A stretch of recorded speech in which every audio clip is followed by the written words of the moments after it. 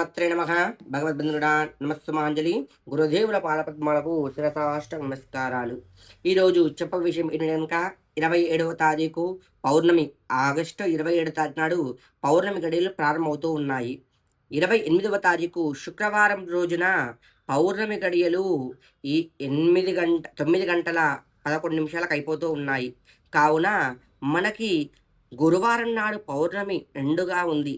సాయంకాలం ఉన్న పౌర్ణమి లెక్క పెట్టుకోవాలి. అందులో భద్ర ముహూర్తం ఉందన్నమాట.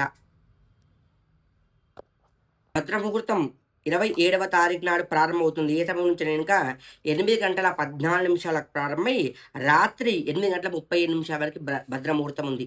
భద్ర ముహూర్తంలో రక్షాబంధన చెయ్యము.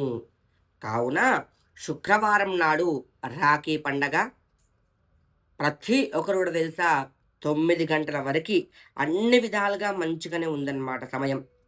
ఎలాంటి దుర్ముహూర్తం మాత్రం 8 గంటల 15 నిమిషాల నుండి 9:05 నిమిషాల వరకు ఉందన్నమాట.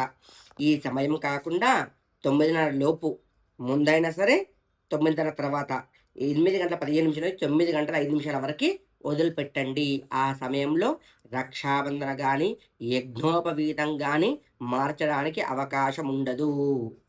తర్వాత మీరు అవకాశం బట్టి చేసుకోండి.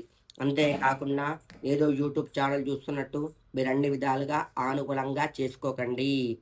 ప్రతి ఒక్కరు తెలుసా సుఖంగా సౌఖ్యంగా ఉండాలని మనసా వాచా కర్మణ ధ్యానిస్తూ ఉన్నాను. కావున ఈ రక్షాబంధన చాలా చాలా పవిత్రమైంది. కావున ప్రతి ఒక్కరు తెలుసా అన్ని విధాలుగా అనుకూలంగా ఉండాలి.